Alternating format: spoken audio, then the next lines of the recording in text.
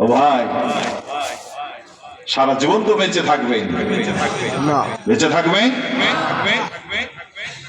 প্রায় তো প্রধানমন্ত্রী তিনিও চিন্তা করেছিলেন এ দেশ আমার বাবার, আজীবন থাকবো এখানে, ক্ষমতায় থাকবো সারা জীবন। 21 আর 41 এই কথা ছেড়ে দিয়ে আজীবন ক্ষমতায় থাকার স্বপ্ন দেখেছিল। ক্ষমতায় আজীবন থাকা তো দূরের কথা, এই মাটিতে তার দাফন হবে কিনা এখন সেটাও অনিশ্চিত, ঠিক কিনা বলেন? এত বড় ক্ষমতাসীন, গোটা জাতিকে জিম্মি করে র‍্যাব, পুলিশ, সেনাবাহিনী, বিজেপি মানুষের বিবেককে যে ক্রয় করে ফেলেছিল, এমন স্বৈরাচারকেও যদি পতন হতে হয়, আপনি আমি কি ঘোড়ার ডিম, শেষ হয়ে যেতে হবে বন্ধু, কোনো সন্দেহ নাই। এসেছেন, যেতেই হবে, কি ঠিক কিনা বলেন? আল্লাহ রাব্বুল আলামিন বলেন, মিনহা খালাকনাকুম ওয়া ফিহা নুঈদুকুম ওয়া মিনহা নুখরিজুকুম তারাতান উখরা। এই আব্দুর রহমান, এত অহংকার কেন, এত বড়াবাড়ি কেন, কিসের এই লাফালাফি? ভুলে কে গিয়েছো তুমি, মাটি থেকেই তোমাকে আমি সৃষ্টি করেছিলাম, একদিন এই মাটির ভিতরেই তোমাকে দাফন করা হবে। সময় আসবে তোমার মালিক এই মাটি থেকে তোমাকে আবার তার দরবারে হাজির করবেন, ঠিক কি বলেন? একা একা দাঁড়াতে হবে। ওয়ালা তাজিরু ওয়াজিরাতুন বিজরা উখরা, কারো বোঝা আমি কারো ঘরে চাপাবো না, তোর হিসাব তোর কাছে নিতে হবে। অতএব দুনিয়ায় চলার সময় লা তামসি ফিল আরদি মারাহা, জমিনে চলার সময় অহংকার করবি না, বাড়াবাড়ি করবি না, মাথা নিচু করে রবের গোলাম হয়ে থাকবি, বলেন ঠিক কিনা? ঠিক কিনা? আল্লাহ পাক বলেন, যাও এই জাতির কাছে, যুগে যুগে কালে কালে আমার আয়াতকে অস্বীকার করেছিল যারা, ফাকুল্না যাহাবা ইলাল কওমিল্লাযীনা কাযযাবু বিআয়াতিনা ফাদাম্মারনাহু তাদমীরা। ওই জাতির কাছে যাও, ছিল তাদের ক্ষমতা, ছিল তাদের বাহাদুরি, আমার আয়াতকে অস্বীকার করার কারণে আমি তাদের ধ্বংস করে দিয়েছি। তার মানে আল্লাহকে, আল্লাহ নবীকে, পরকালকে অস্বীকার করবে যারা, ধ্বংসের অতল তলে তলিয়ে যাবে তারা, বলেন ঠিক কিনা? বাঁচতে যদি হয় রবের গোলাম হয়ে থাকতে হবে, কি ঠিক কিনা বলে? কষ্ট হয়, কষ্ট হয়। 5ই আগস্টের পরে আপনারা দারুণ খুশি, খুশি না? খুশি না? খুশি তো, পালিয়ে বেড়া লাগে না, লুকিয়ে থাকা লাগে না, বুক টান টান করে ঘুরেন। এই যে বিএনপির নেতারা এসে বক্তব্য দিয়ে গেল, মঞ্চে এসে বক্তব্য তো দেওয়া দূরের কথা, শ্রোতা হয়ে মাহফিলে আসা তাদের জন্য নিরাপদ ছিল না, কি ঠিক না বলে? আমার ভাই বোরহানুদ্দিন বসে আছে মঞ্চে, মঞ্চে বসে থাকা তো দূরের কথা, মাহফিলে আশেপাশে থাকারও সুযোগ তাদের ছিল না। 5ই আগস্টের আগে সন্ধ্যা যখন লাগতো, গরু, ছাগল, উট, ভেড়াগুলি ঘরে আসতো, আর এই আলেম ওলামা, টুপিধারী ইসলামপন্থীরা সন্ধ্যা লাগলে ঘর বাড়ি ছেড়ে পালিয়ে যেতে হতো, কি ঠিক না? সেখান থেকে আল্লাহ তাআলা আমাদেরকে পরিত্রাণ দান করে আমাদেরকে স্বাভাবিক জীবনে ফিরে আসার তৌফিক দান করেছেন, পড়েন আলহামদুলিল্লাহ। আলহামদুলিল্লাহ। তবে খুশি এখানেই শেষ নয়। বিগত 53 বছর যেই সংবিধান দিয়ে রাষ্ট্র পরিচালিত হয়েছে, এক দল গেছে আর এক দল আসবে, সংবিধান যদি ওটাই থেকে যায়, আল্লাহর কসম করে বলতে পারি এই জাতির ভাগ্যের কোনো পরিবর্তন হবে না, ঠিক কিনা বলে? সারাদিন মাঠে কাজ করেছেন, রিক্সা চালিয়েছেন, কোলাহলের কাজ করেছেন, ক্লান্ত দেহ, ঘুম ধরছে চোখে, কিন্তু বিছানায় যদি ছাড় পোকা থাকে ঘুম তো ভালোই হয় না। মশারির ভিতরে যদি দুইটা মশা ঢুকে যায়, ঘুম তো দারুণ হবে। রে ভাই, ঘুমাতে যদি চান বিছানা থেকে ছাড় পোকা নিধন করুন, মশারির ভিতর থেকে মশা বের করুন। যদি না পারেন বিছানা ত্যাগ করে ফ্লোরে গিয়ে ঘুমান, মশারির ভিতর থেকে বেরিয়ে যান। দুটো এক জায়গায় থাকলে শান্তি কোনোদিন হয় না, ঠিক কিনা বলেন? মানবেন মানুষের আইন, শান্তি আশা করবেন, মিথ্যা আশা গুড়ি বাড়ি, দুনিয়াও শান্তি হবে না, আখিরাতে বাঁচার উপায় থাকবে না, ঠিক কিনা বলেন? শান্তি পেতে হলে কার আইন লাগবে? আল্লাহর। জোরে বলতে হবে, কার আইন? আল্লাহর। বিগত 53 বছর দিয়ে যে রাষ্ট্র চলেছে সংবিধান দিয়ে, এই সংবিধান দিয়ে যদি চরমনাইকে ক্ষমতা দেন, হেফাজতকে ক্ষমতা দেন, জামাত ইসলামীকে ক্ষমতা দেন, আমি আল্লাহর কসম করে বলতে পারি এ জাতিকে তারাও মুক্তি দিতে পারবে না। যে সংবিধান দিয়ে বঙ্গবন্ধু শান্তি দিতে পারে নাই, যে সংবিধান দিয়ে জেনারেল জিয়া শান্তি দিতে পারে নাই, যে সংবিধান দিয়ে এরশাদ শান্তি দিতে পারে নাই, যে সংবিধানের কারণে খালেদা হাসিনা শান্তি দিতে পারে নাই, এই সংবিধান দিয়ে মাওলানা আলী আকবরী বলেন আর এদেশের চরমনা হেফাজত জামাত ইসলামী বলেন এই সংবিধান দিয়ে শান্তি দেওয়া সম্ভব নয়। ঠিক। শান্তি পেতে হলে আইন লাগবে কার? আল্লাহর। জোরে বলেন, কার? আল্লাহর। শান্তি চাও যদি এসো হে মানুষ, শান্তি চান? চান?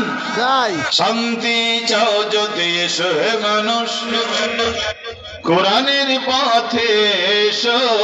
মুক্তি চাও যদি এসো হে মানুষ, রাসূলের পথে এসো। কোরআন হাদিস হাতে চানি দিয়ে ডাকছে তোমাদের এসো, ডাকছে তোমাদের এসো। শান্তি চাও যদি এসো হে মানুষ, যুগে যুগে জগতে জালিমের দল জুলুম করে চলেছে, মাজলুম মানবতার মুক্তির পথ রুদ্ধ করে ফেলেছে, ঠিক না?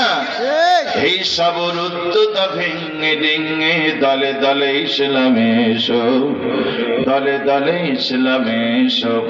শান্তি চাও যদি এসো হে মানুষ, মানব রচিত মতবাদ সে তো হিরোইন মরুচিকা, যা দিয়ে মানুষ কখনো শান্তি পায় না, পায় ধোঁকা। এই সব রুদ্ধতা ভেঙে ডিঙে দলে দলে ইসলামে এসো, দলে দলে ইসলামে এসো। জোরে বলেন ঠিক কিনা?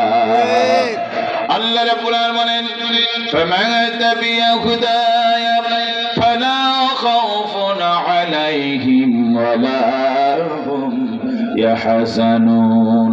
পড়ো কোরআন, ধরো কোরআন, কোরআন পড়ো, কোরআন ধরো, কোরআন বুঝো, কোরআন দিয়ে নিজের জীবন চালাও। ক্ষুধা দারিদ্র সন্ত্রাস মুক্ত, ভয় ভীতিহীন দুশ্চিন্তা মুক্ত জীবন তোমাদেরকে উপহার দেব। কথা কার? জোরে বলতে হবে, কথা কার? আল্লাহর।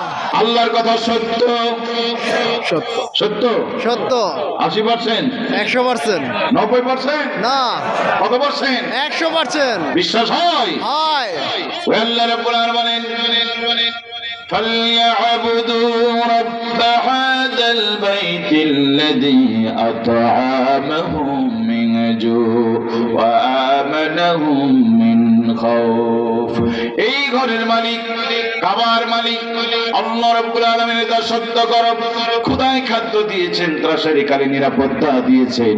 আজ যদি তোমরা ওই মালিকের দাসত্ব করতে পারো, খোদাই খাদ্য দিবেন, ত্রাসের কালে নিরাপত্তার চাদর দিয়ে ঢেকে দিবেন। আল্লাহু আকবার। আমরা শান্তি চাই কিন্তু কোরআনকে বাদ দিয়ে, শান্তি চাই আলেমদেরকে বাদ দিয়ে। বলেন ঠিক কিনা? বিয়ে ছাড়া বাবা হওয়া যায়, বিয়ে ছাড়া মা হওয়া যায়, কিন্তু বৈধ মা বৈধ বাবা হওয়া যায় না। বলেন ঠিক কিনা? ভোট ছাড়াও নেতা হওয়া যায়, আমরা দেখেছি। কি দেখেনি? কিন্তু সে নেতা কি বৈধ ছিল? না। কথা বলেন বন্ধুরা আমার, বৈধতা অবৈধ জিনিস বেশি দিন টিকে না। জাতি যতদিন মাথা তুলতে ব্যর্থ হয় ততদিন থাকে, যেদিন জাতি মাথা তুলতে পারে অবৈধ জিনিস জীবনও টিকে না। বলেন ঠিক কিনা? এই কোরআন কি মনে করেন? নবীজি বলেন এই কোরআন আল কোরআন হুজ্জাতুল লাকা আলাইকা, এটা তোমার পক্ষে কিংবা বিপক্ষের দলিল। তুমি কোরআনের সাথে আছো, তুমি জান্নাতি মানুষ, কোরআন মেনে নিয়েছো, তুমি জান্নাতি মানুষ। কোরআন দিয়ে ব্যবসা করো, কোরআন দিয়ে বাণিজ্য করো, কোরআন দিয়ে ব্যবসা করো, কোরআন দিয়ে বিচার করো, কোরআনের শেখানো রাজনীতি করো, তুমি জান্নাতি মানুষ। কোরআন ছেড়ে দিয়েছো, ব্যবসা করো, কোরআন মানো না, বিচার করো, কোরআন মানো না, রাজনীতি করো, কোরআন মানো না, অর্থনীতি করো, কোরআন মানো না। আল্লাহর নবী বলেন কোরআন ছেড়ে দিয়েছো, তুমি জাহান্নামী। ঠিক বলেন? দলিল নাই। প্রিন্সিপাল সাহেব মাদ্রাসায় চাকরি করে, কত বছর? 38 বছর চাকরি করে। কালকে যদি প্রমাণ হয় তার নিয়োগটা বৈধ ছিল না, কেউ যদি জানতে পারে তার নিয়োগটা বৈধ নয়, চেয়ারে থাকবে তো না। ভাইয়েরা আমার, যে বাড়িতে আপনি 50 বছর আছেন, বাড়ির দলিল যদি না থাকে, প্রতিবেশীরা যদি জানতে পারে, আপনাকে সেই ঘর থেকে বের করে দিয়ে তারা দখল করে ফেলবে। বলেন ঠিক কিনা?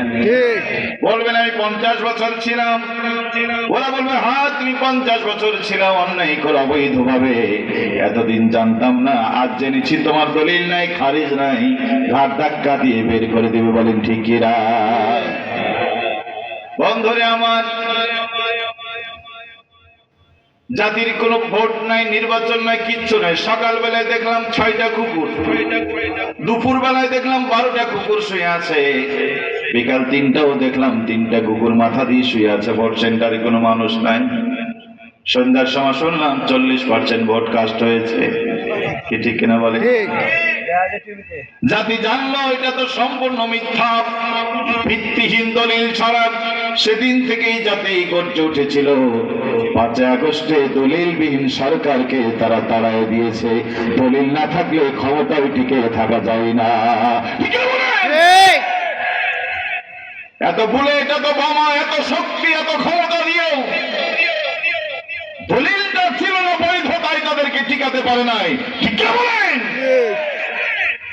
এই দাড়ি দিয়ে টিকবে না, এই টুপি দিয়ে টিকবে না, এই জুব্বা দিয়ে টিকবে না। বন্ধু, ব্যবসাটা তুমি কোরআন দিয়ে করেছো কিনা? সমাজনীতি চালিয়েছো কোরআন দিয়ে কিনা? তুমি বিচার করেছো কোরআন দিয়ে কিনা? রাজনীতি করেছো কোরআন দিয়ে কিনা? যদি তোমার ব্যক্তি, পরিবার, সমাজ, রাষ্ট্র, রাজনীতি, সমাজনীতি, অর্থনীতি কোরআন দিয়ে হয়, তোমাকে চিন্তা করা লাগবে না, কোরআন তোমার হয়ে আল্লাহর কাছে সুপারিশ করে তোমার জান্নাতে নিয়ে যাবে।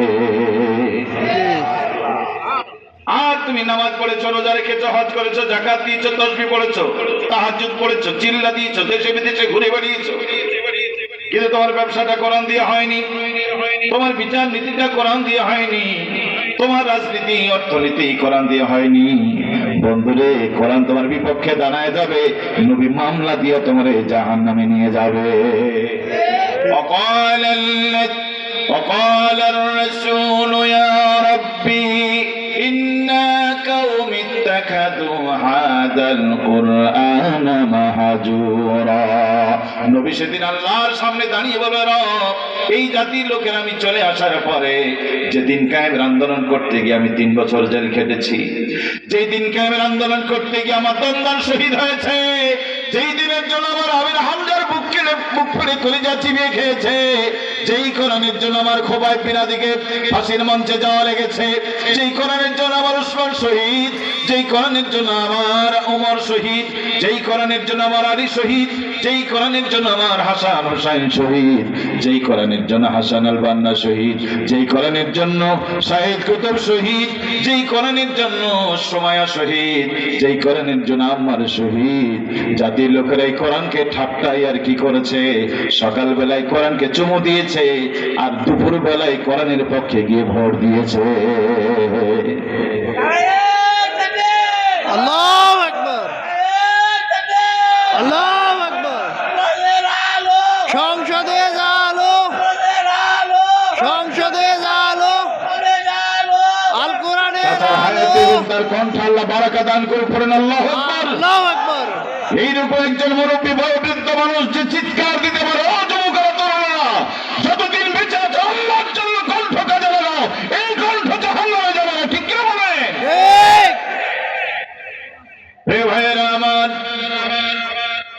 সোনার দেশের সোনার ভাইয়েরা আমার, নামাজ পড়ো যে কোরআন দিয়ে, রোজা রাখো যে কোরআন দিয়ে, হজ করো যে কোরআন দিয়ে।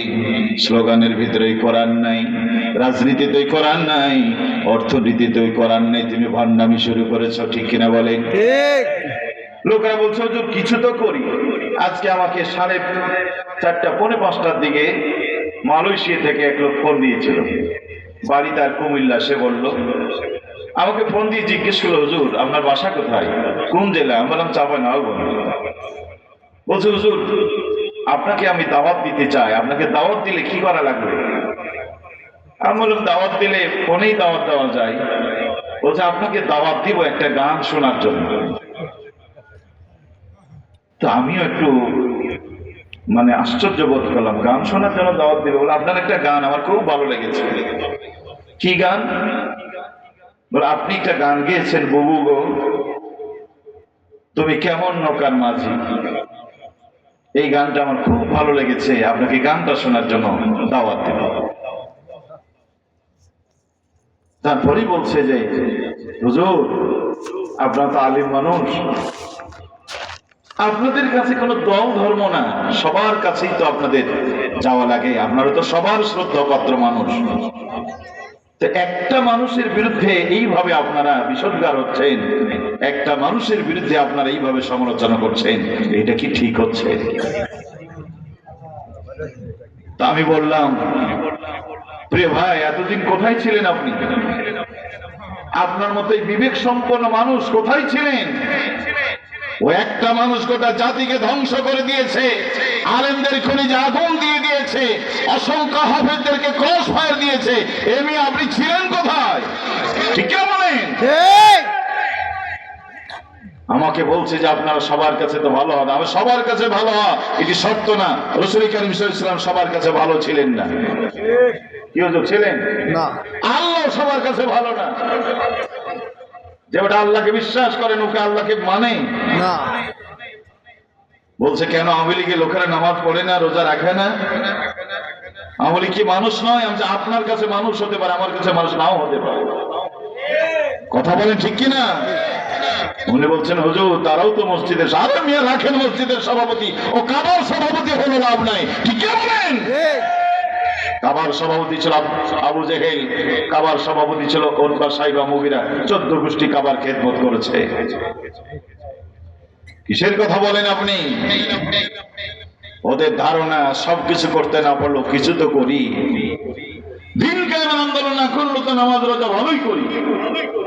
কিছু করার না করা, এটা না করার